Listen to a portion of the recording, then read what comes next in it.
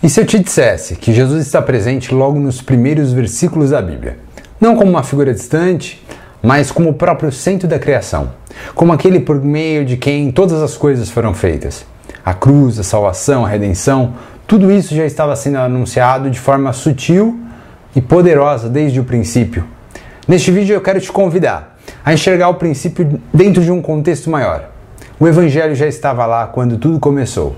E acredite, quando você percebe isso, Gênesis 1 nunca mais será o mesmo. Vamos juntos? Das palavras dos profetas e dos cantos dos salmistas, dos registros do Mar Morto e das antigas escritas, desde a peregrinação e a promessa abraâmica, do pacto intacto com a vinda messiânica, desgaste da ovelha perdida com a lã corrompida, rimei essa era. A história do filho que vai falar mais sobre o pai, a bondade e o amor que esse mundo não gera, impera a maldade escolhida, e Deus nos revela uma nova aliança por meio de Cristo, reconciliados e temos nova esperança. É tudo sobre ele desde o princípio de tudo, por ele foi criado e sustentado é o mundo. O final desta era é marcado por Cristo como no início. É tudo sobre ele que está vindo. Yeah. A ordem dos eventos narrados nos primeiros versos da Bíblia sobre a criação do mundo é no mínimo curiosa. Deus cria, depois aparecem trevas, e na sequência vemos o mover do Espírito de Deus e a palavra de Deus se manifestando, resultando no aparecimento da luz e na sequência surge nova vida. Isso lembra muito como o Novo Testamento descreve a obra de salvação em Jesus. Ao que tudo indica, aprove a Deus indicar já nos primeiros versos a sua obra de criação e redenção. Na verdade, não apenas nos primeiros versos, mas inclusive na primeira palavra hebraica, Bereshit, que significa no princípio. A preposição be pode significar no, por meio de, ou para. E a palavra Bereshit pode significar cabeça, princípio, primeiro, primogênito ou primazia. Pelas palavras do apóstolo Paulo em Romanos 11:36 e também em Colossenses 1:13, a gente pode entender que tudo foi feito por meio de Cristo e para a glória de Cristo, que Deus fez todas as coisas. Vamos ver, por exemplo, aqui em Colossenses, o que o apóstolo Paulo diz em Colossenses 1, no verso 15. Ele, se referindo a Jesus, é a imagem do Deus invisível, o primogênito de toda a criação, pois nele todas as coisas foram criadas nos céus e sobre a terra, as visíveis e as invisíveis, sejam tronos, sejam soberanias, quer principados, quer potestades. Tudo foi criado por meio dele e para ele. Ele é antes de todas as coisas, ou o primogênito de todas as coisas. Ele é a cabeça de todas as coisas, nele tudo subsiste. E ele é a cabeça do corpo, que é a igreja.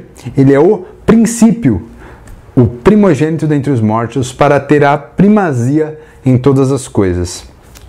Ou seja, Paulo pega as definições da palavra Bereshit e aplicam elas a Jesus, para mostrar que quando a Bíblia diz que no princípio criou Deus o céu e a terra, o princípio não é só sobre tempo, mas sobretudo uma pessoa.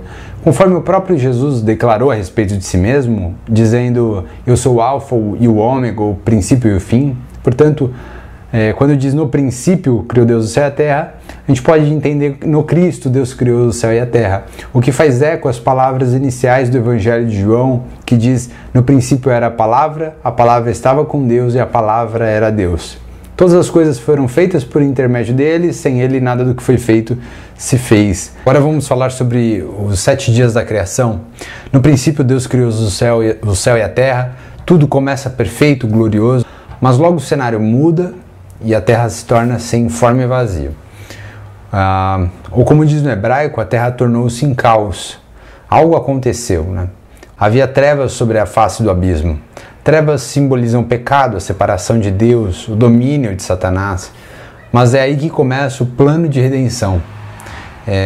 E Deus mostra isso nos 6 dias da criação. O Deus da criação tem um padrão muito semelhante de agir com o apresentado no Novo Testamento.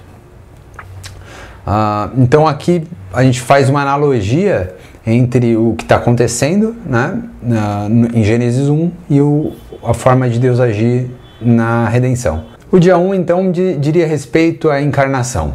O Espírito de Deus se movia sobre as águas, assim como milênios depois o Espírito Santo pairaria sobre Maria.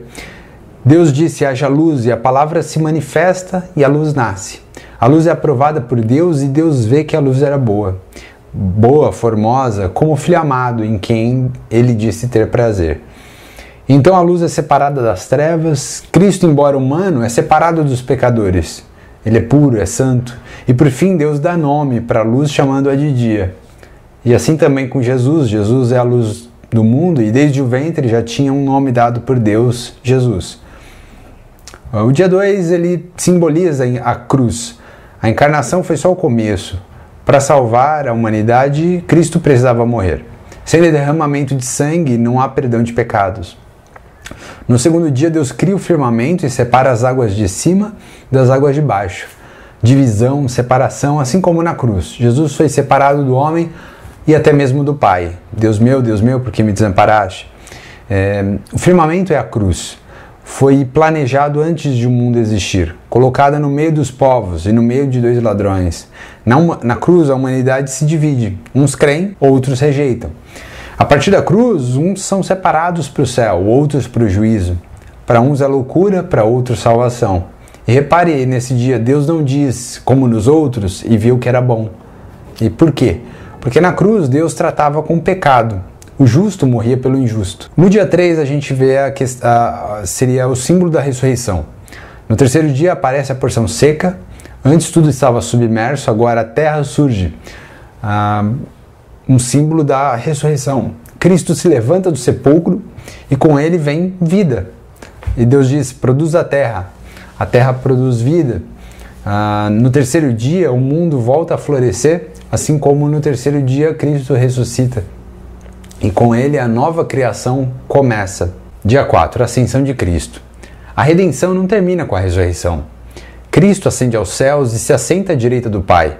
No quarto dia, Deus cria o sol e a lua. O sol da justiça, símbolo de Cristo, e a lua, refletindo sua luz, como Israel e a igreja. Eles iluminam a terra e governam o tempo. Cristo e seu povo reinando com ele.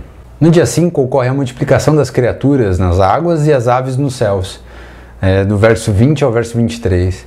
Isso aponta para a multiplicação da vida espiritual. Agora que a alma foi iluminada, separada e frutífera, ela se torna uma ferramenta de expansão. O reino de Deus está crescendo e se expandindo por meio dos crentes que foram transformados.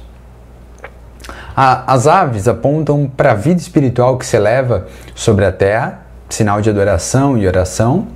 E os peixes representam testemunho no mundo, pois vivem nas águas agitadas, frequentemente um símbolo das nações. Apontam para o crente em meio à sociedade, agindo pelo evangelismo como pescadores de homens. Quando a verdadeira regeneração, a vida do crente deixa de ser estática, ela se move, cresce, se eleva e alcança outros. É uma vida que glorifica a Deus com liberdade e propósito. Me lembra muito aquela bênção de Jacó sobre Manassés e Efraim, que ele diz: multipliquem-se como os peixes, ou empeixem-se. O sexto dia aponta para a restauração final de todas as coisas, a ressurreição de todos os mortos, quando todos os salvos serão ressuscitados do barro com a imagem restaurada do Filho de Deus. O sétimo dia simboliza o repouso eterno da salvação consumada, a comunhão perfeita de Deus no fim da jornada redentiva. A gente vê a aplicação escatológica disso como um vislumbre do descanso sabático eterno. Em Hebreus capítulo 4, quando a criação restaurada habita com seu Criador. E ao fim da criação está escrito: e Deus descansou. A obra estava completa, a redenção foi consumada. Deus e o seu povo agora estão unidos. E aí, já tinha olhado para Gênesis 1 desse jeito, enxergando a criação como um retrato da redenção em Cristo? Se faz sentido para você, comenta aqui embaixo, vamos conversar sobre isso. E até o próximo vídeo. Cristo logo existo. Fiquem todos na graça do nosso Senhor Jesus.